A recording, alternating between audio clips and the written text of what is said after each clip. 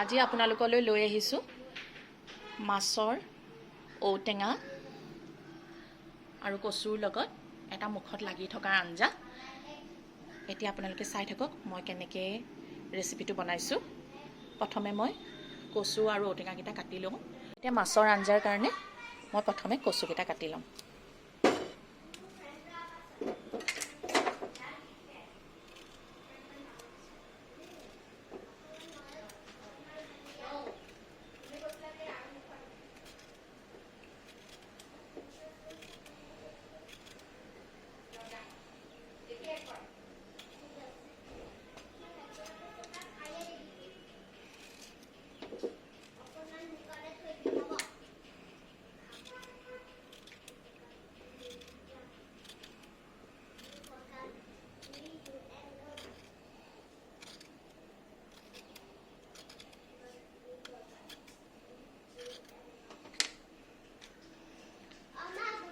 ঠিক তেনেদৰে মই ঔটেঙাটো কাটি লওঁ।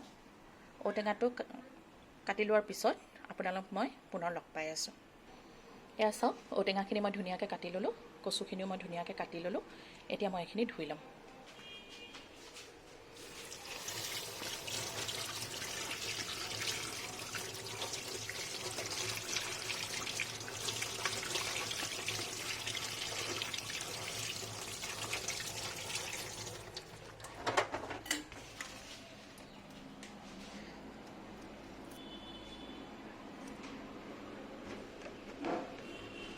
এতিয়া কচুখিনি মই মাছৰ আঞ্জাৰ কাৰণে এটা জোখত কাটি ল'ম। চাই থাকক মই কেনেকৈ কাটিছোঁ। এতিয়া কচুখিনি খুব সোনকালে সিজিব আৰু দেখিবলৈও ভাল লাগিব।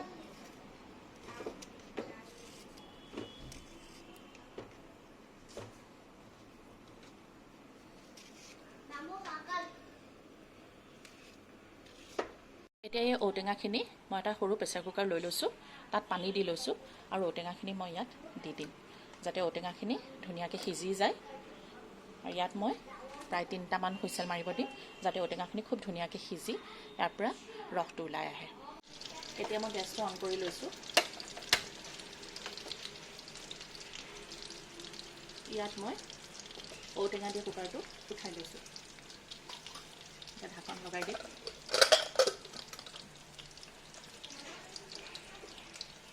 আৰু 3টা হুইচেল মাৰিব দিম মই ঔটেঙাখিনি সিজিবৰ কাৰণে। সময়তে মই কৰি দিম।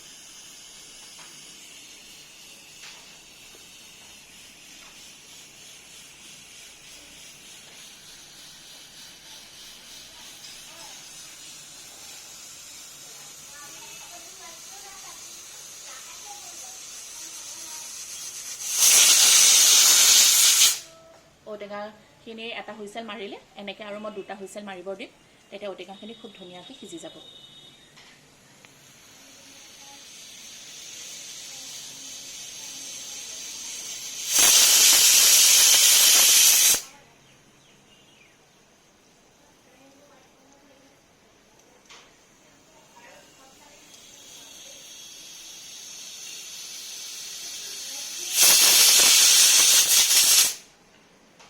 তিনিটা হুইচেল মাৰিলে এতিয়া মই গেছটো অফ কৰি দিম আৰু কুকাৰটো মই ছাইডত নমাই থৈ দিম, যাতে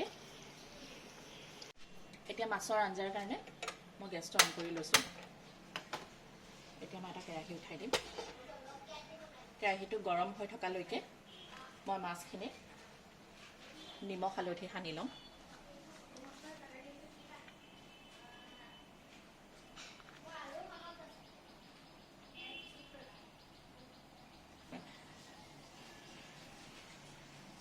আৰু ইয়াত মই অলপমান নিমখো সানি ল'ম।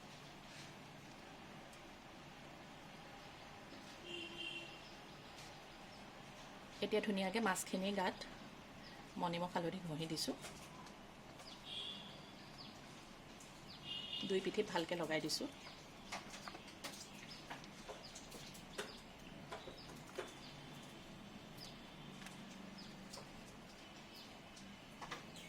কেৰাহীটোত তেল দি ল'লোঁ। এতিয়া মই কেৰাহীটো এবাৰ লৰাই দিম, যাতে গোটেই কেৰাহীটো তেলখিনি ভালকৈ লাগে।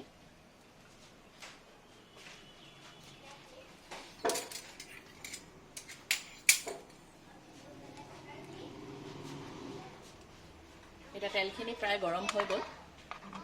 এতিয়া মই এটা এটাকৈ মাছ কেৰাহীত দি দিছোঁ।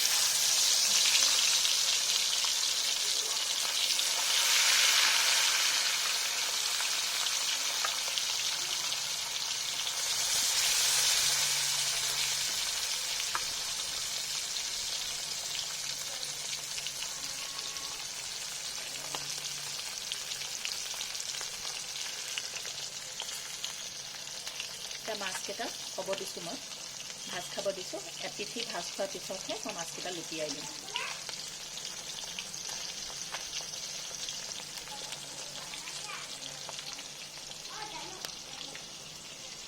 এতিয়া মই মাছ এক পিঠি লৰাই দিম।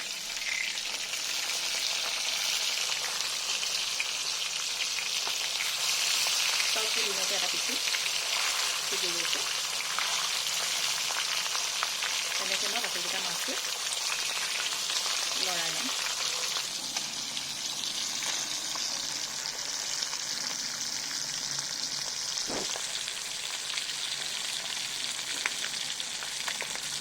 মাছৰ এটা পিঠি খুব ধুনীয়াকৈ সিজি গৈছে। আন চাগেও মই এনেকৈ ফ্ৰাই কৰি লওঁ।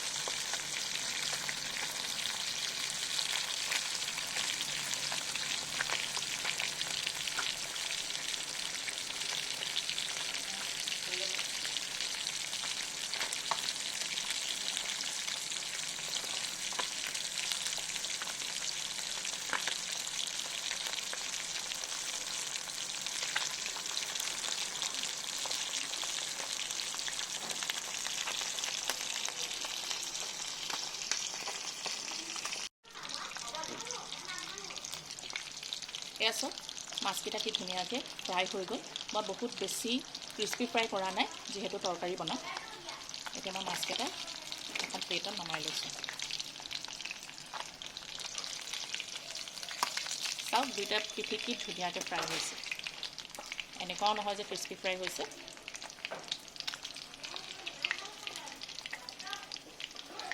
চাওক,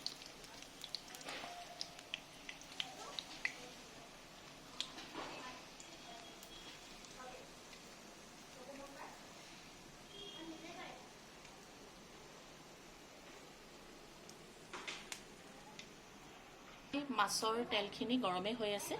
তাতে মই 5 ফোৰণ আৰু শুকান জলকীয়া দি দিম।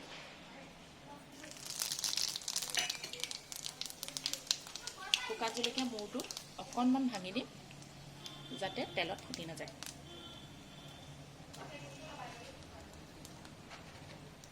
এতিয়া মই কাটি থোৱা কচুখিনি ইয়াত দি দিম।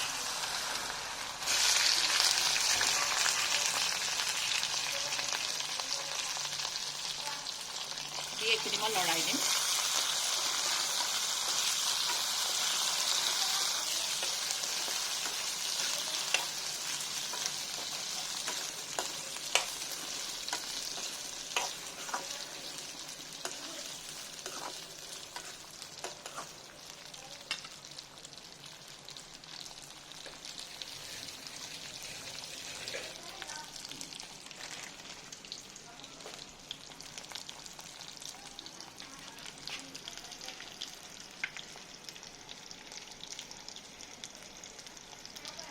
এতিয়া আঞ্জাখিনিৰ কাৰণে মই জোখৰ নিমখ দি লওঁ। নিমখ অকণমান বেছিকৈ দিম, যিহেতু ঔটেঙা দিম।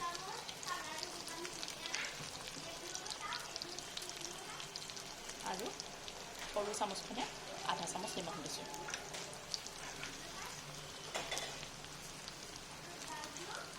অকণমান দিলোঁ।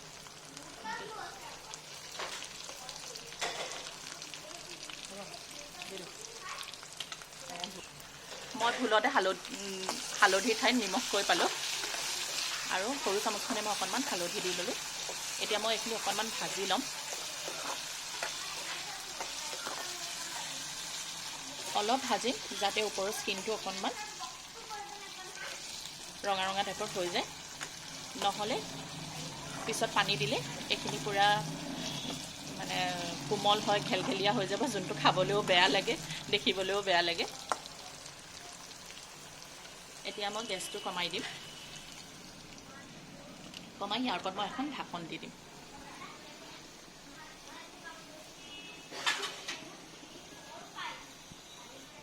এখন ঢাকন দি এইখিনি মই ঢাকি দিম।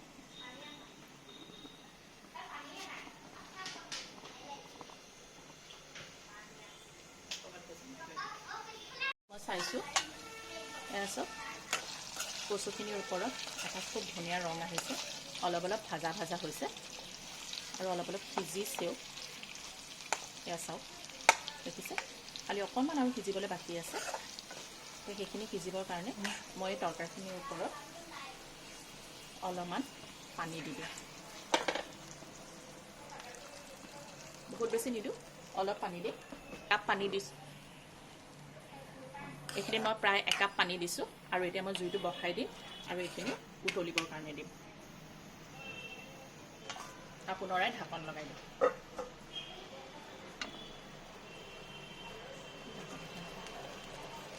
এয়া চাওক এইখিনি উতলিবলৈ আৰম্ভ হৈছে, মই পুনৰাই ঢাকন লগাই দিম।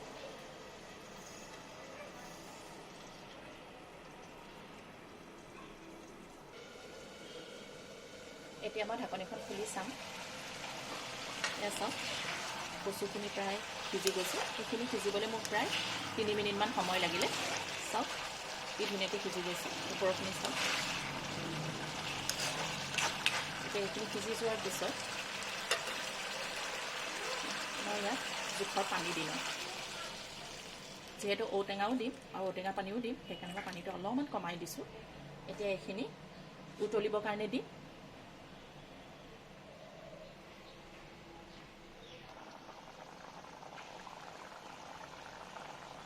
এতিয়া এইখিনি তৰকাৰীখিনি খুব ধুনীয়াকৈ উতলি গ'ল।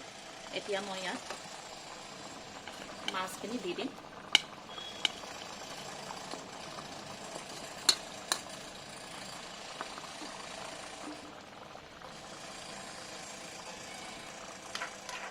মাছখিনি দি অকণমান উতলিবলৈ দিম, 1 মিনিটমান উতলিবৰ কাৰণে দিম। আৰু আনফালে মই ঔটেঙাখিনি বইল কৰি পেলাই উলিয়াই ল'লোঁ এটা বাতিত, আৰু এইখিনি ঔটেঙা বইল হোৱা পানী। এতিয়া মই ঔটেঙাখিনি হাতেদি অকণমান পিটিকি দিম।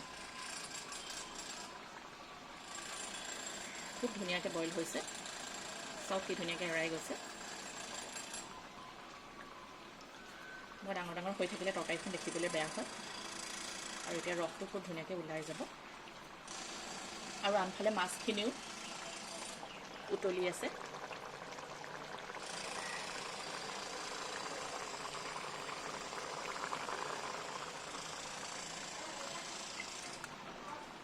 এইখিনি মই খুব ধুনীয়াকৈ পিটিকি ল'লোঁ। এতিয়া ঔটেঙা ৰস আৰু ঔটেঙাখিনি মই একেলগে তৰকাৰী দি দিম।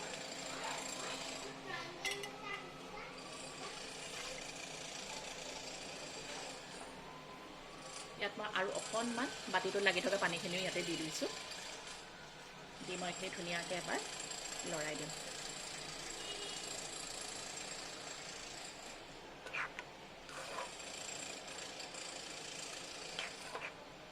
তৰকাৰীটো উতল আহিবলৈ দিম।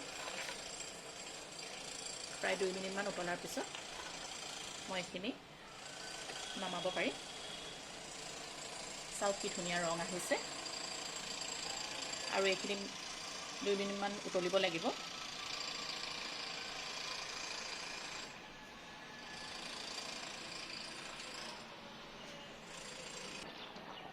ঔটেঙা, মাছ আৰু কচুৰ আঞ্জাখন প্ৰায় ৰেডি হৈ গ'ল। চাওক ইমান ধুনীয়া এটা ৰং আহিছে, আৰু গোন্ধটোতো ক'বই নালাগে, একেবাৰে লোভনীয়। এইখিনি গোটেই তৰকাৰীখিনি বা আঞ্জাখিনি মোক ৰেডি কৰোঁতে প্ৰায় 20 পৰা 25 মিনিট সময় লাগিলে। গৰমত এনেকুৱা আঞ্জা খাই বহুত ভাল লাগে। আপোনালোকেও ঘৰত এবাৰ বনাই পেলাই খাই চাবচোন, আৰু মোক কমেণ্টত জনাব কেনেকুৱা পালে। কৰি দিম।